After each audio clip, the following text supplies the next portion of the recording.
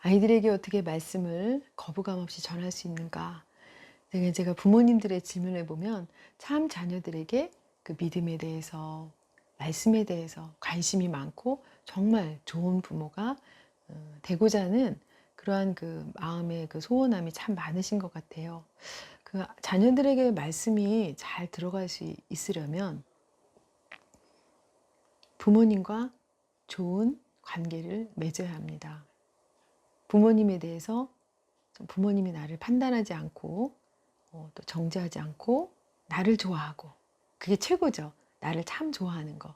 네, 그럴 때 자녀들은 부모님의 그 모든 말을 잘 듣게 되고 부모님이 가진 신앙도 존중하게 되는 것이죠.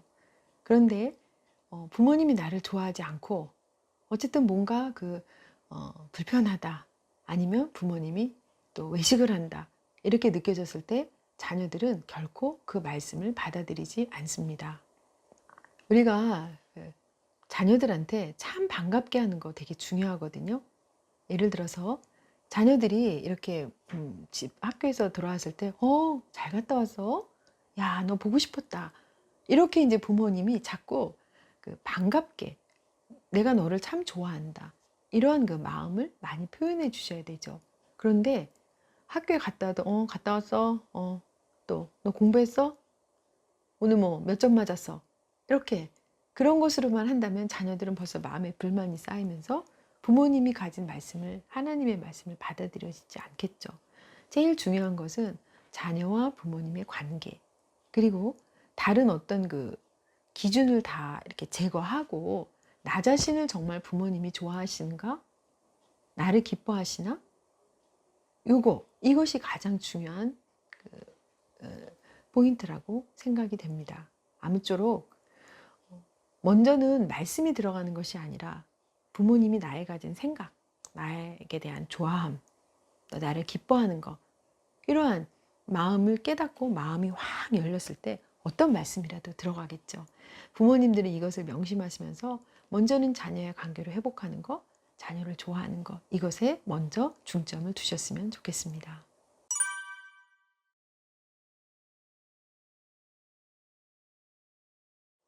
네, 자녀가 교회에 다니다가 대학교 때 교회를 안 다닙니다, 이런 질문 주셨는데요. 사실 모태신앙인 친구들 가운데 이런 친구들이 참으로 많습니다. 이제 부모님 때문에 억지로 교회를 갔지만 결과적으로 대학교 때는 이제 부모님을 독립할 수 있는 그런 나이잖아요.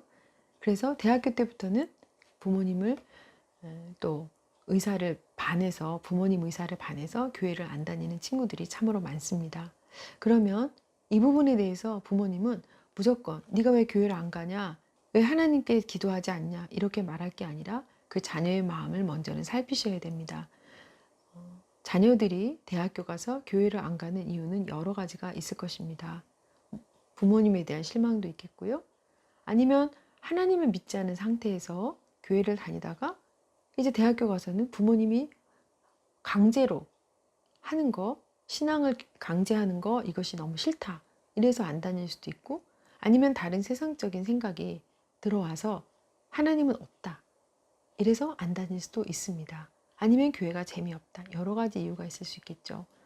부모님은 이런 부분들에 대해서 무조건 그 자녀가 안 다니는 것에 대해서 섭섭해 하실 게 아니라 이야기를 들어보고 자녀의 생각이 무엇인지 살피고, 그 다음에 자녀가 그릇된 생각을 하고 있다면 그것에 대해서 즉시로 넌 이게 틀렸어, 이렇잖아, 이렇게 말해봤자 아무 소용이 없습니다.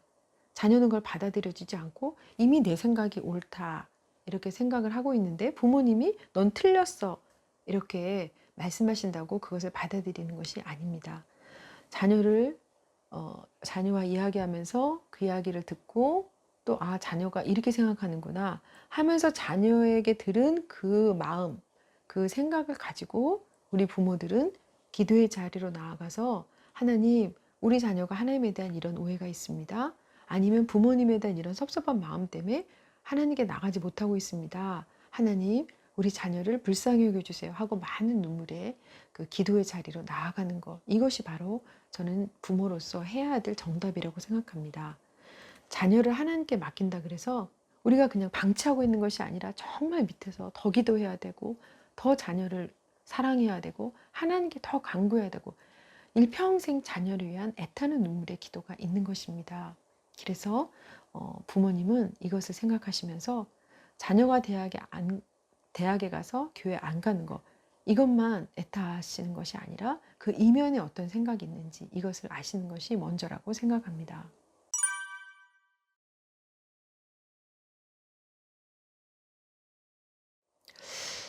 자녀에게 믿음이 있는가? 그 점 확인하고 싶으시죠? 저도 그래서 아이들한테 물어본 적이 있습니다. 근데 자녀의 믿음은 그 어느 순간 하나님께서 씨를 땅에 뿌린다는 말씀처럼 어느 순간 그 알지 못하는 부지부식 중에 하나님께서 그 자녀의 마음에 이렇게 씨를 심어 놓으시는 것이 아닌가 저는 이제 자녀들과 이야기하면서 그런 생각을 하게 되었습니다. 자녀들의 믿음을 우리 부모님들은 어떤 그 교회 활동, 주일 성수, 기도와 말씀 이런 걸로 평가하시는데요. 사실 자녀들은 그런 생각을 하지 않습니다. 자녀들은 본인들이 아주 하나님을 사랑하는 미약한 마음이 있고 그 미약한 마음이 점점 자라서 또 씨가 되고 잎이 나고 또 열매가 맺고 이렇게 되는 것이지 우리가 생각하는 어떤 커다란 그러한 그 열매를 보는 것은 아니거든요. 그래서 믿음에 대해서 우리가 끊임없이 너는 오늘 말씀 어땠니? 오늘 재밌었어? 엄마는 이런 생각을 했어. 이렇게 됐어. 이러면서 그냥 자연스럽게 그 부모님의 얘기, 그 다음에 또 자녀의 얘기를 자연스럽게 듣다 보면 부모님은 알게 될 것입니다. 아, 내 아이가 그래도 작은아마 믿음이 있구나. 아니면 내 아이가 이런 부분 때문에 힘들구나. 아이가 어떤 부분에게 힘들고 어떤 부분이 오해가 있다고 해서 믿음이 없다. 이것은 아닙니다. 우리의 믿음이 처음에는 겨자씨 같은 작은 믿음일지라도 점점 커지는 것처럼 자녀들도 그 마음에 말씀을 들을 때나 아니면 부모님과 이야기할 때 겨자씨 같은 그러한 믿음이 심겨지고 그것이 아주 너무 작아서 눈에 보이지 않지만 점점점 자라게 되는 것입니다. 우리는 끊임없이 기다려주고 자녀의 믿음이 있는가 없는가 지금 체크하는 것이 아니라 계속적으로 씨가 땅에 뿌려지듯이 하나님 말씀이 그 심령에 뿌려질 수 있도록 기도해주고 또 나도 한마디씩 이렇게 하는 것 이것이 필요하리라 생각합니다.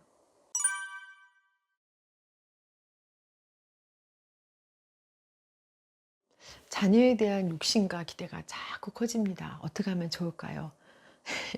이 질문을 생각하면서 제가 정말 큰일 났네요. 이런 생각을 하게 됩니다. 실제로 그 자녀들의 이야기, 청소년 전문가 이야기를 들어보면 자녀들은 이렇게 생각한다고 해요. 초등학교 3학년까지는 자녀들은 부모를 기쁘게 하기 위해서 열심히 공부를 한다고 합니다. 그런데 초등학교 3학년 지나고 초등학교 4학년부터는 공부가 어려워지죠. 그러니까 그전에는 공부를 열심히 하는 걸 통해서 부모님을 기쁘게 했는데 초등학교 4학년부터는 공부로는 절대 부모님을 기쁘게 할 수 없구나. 이러한 현실 파악을 하게 된다고 합니다. 그런데 부모님은 그 전에 열심히 한 아이를 보고 이 아이가 뭔가 잘하는구나 하면서 기대를 점점 많이 하게 되죠. 욕심도 많이 나게 되죠. 반면 자녀는 어떤 생각하게 되냐면 엄마는 왜 나한테 저런 걸 너무 기대해. 엄마는 엄마 인생을 살았으면 좋겠다. 실제로 이렇게 아이들이 생각한다는 거예요. 그리고 사춘기가 되면 이제 사춘기인 그 아이들과 갱년기 엄마가 이제 만나게 되죠. 그러면 엄마는 더 사춘기인 그 자녀들에 대해 집착을 한다는 거예요. 남편에게 집착하는 게 아니라 자녀를 보고 내가 왜 사는 줄 알아? 너 때문에 사는 거야. 너 잘 되라고 하는 거야. 어머니는 이렇게 자녀들한테 자꾸 이야기를 한다고 합니다. 그럼 아이들은 엄마 나는 내 인생을 살게요. 어머니는 어머니 인생을 사세요. 이렇게 얘기를 한다고 해요. 이건 굉장히 심각한 상황인 거죠. 부모님은 자녀에 대해서 욕심과 기대를 점점점 많이 가지게 되지만 자녀는 그 기대가 너무 부담스럽고 그 어머니의 욕심이 너무 부담스러워서 죽을 지경에 이르게 된다고 합니다. 그래서 고등학교 때는 낙심해서 자포자기해서 아무 생각도 하고 싶지 않은 우울증에 빠지게 되는 그러한 상황까지 이르게 된다고 하는데 이것은 실제로 청소년을 많이 상담한 그런 분의 이야기를 제가 강의에서 들었던 것 같습니다. 친구들이 보통 많이 하는 것이 이생망, 이 세상은 망했다. 그런 말이 나오기까지 이 아이들의 고민이 얼마나 크며 얼마나 깊으며 또 부모님에 대한 그 실망이 얼마나 깊은가, 이러한 이 아이들의 그 마음을 좀 알아주셨으면 좋겠습니다.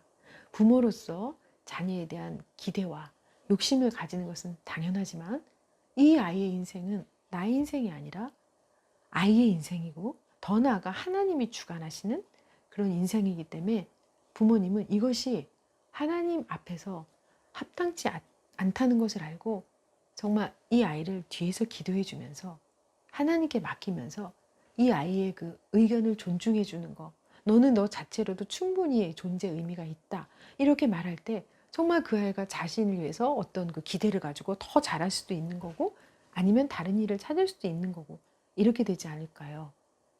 아무쪼록 그 어머니들께서는, 아버지들께서는 기대를, 욕심을 내려놓고 하나님이 어떻게 이끄시나를 바라보는 그러한 정말 우리 지혜로운 부모님이 되었으면 좋겠습니다.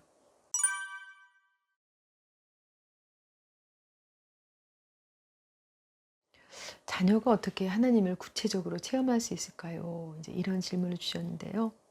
음, 하나님을 체험하려면 하나님이 좋으신 분, 나를 사랑하시는 분, 그리고 내 기도를 들어주시는 분, 어쨌든 하나님에 대한 좋은 마음이 있어야 자녀가 하나님을 체험할 수 있겠죠.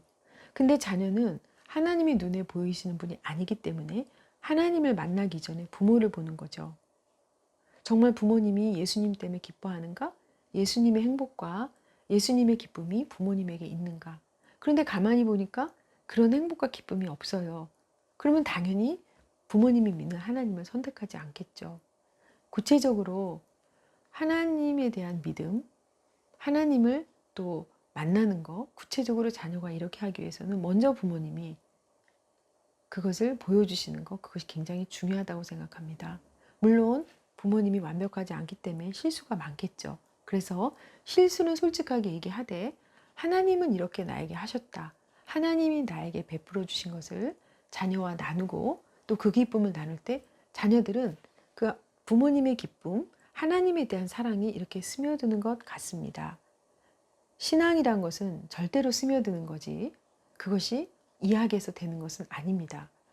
어떤 그 때가 될 때 우리가 자녀를 해서 기도하고 하나님을 만날 수 있도록 그렇게 기도할 때 어느 순간 하나님께서 그 자녀의 마음에 들어가셔서 일하실 수 있습니다.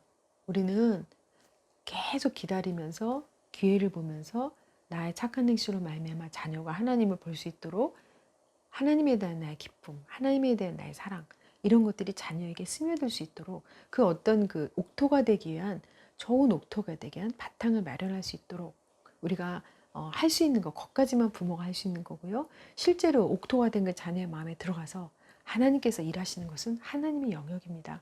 이것을 우리가 두 개를 구분하면서 부모는 부모의 역할, 또 하나님께 맡기는 것은 하나님께 맡기는 것, 이렇게 구분을 지으셨으면 좋겠습니다.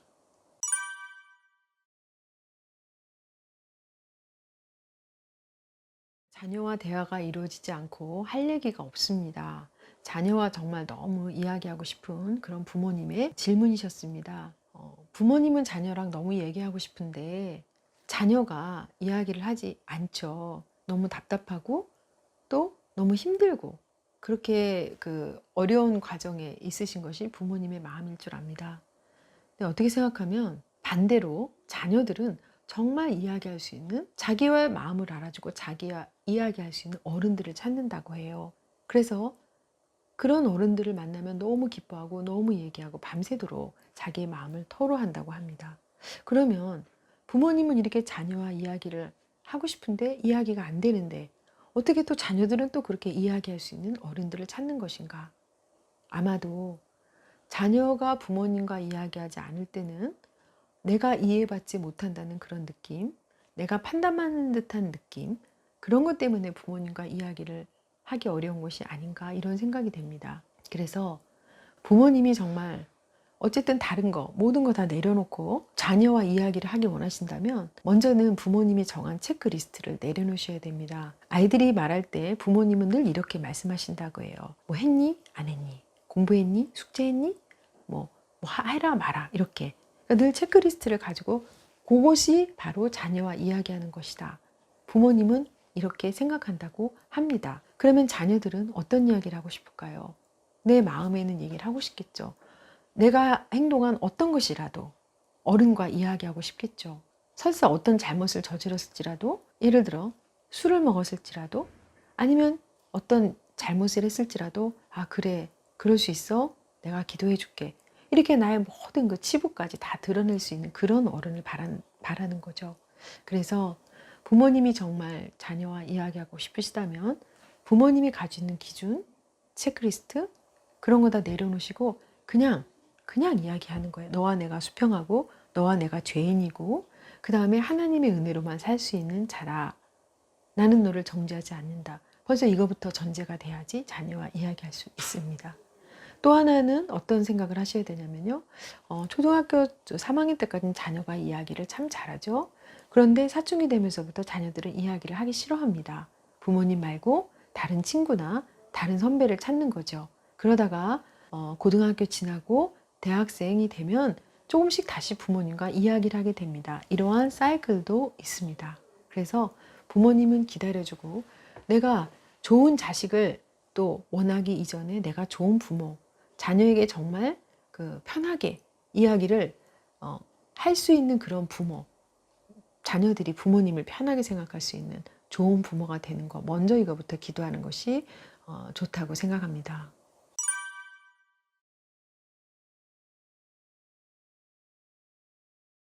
네, 자녀가 일상생활을 다 하나님과 부모님이 연관시키는 것 때문에 굉장히 부담스러워한다.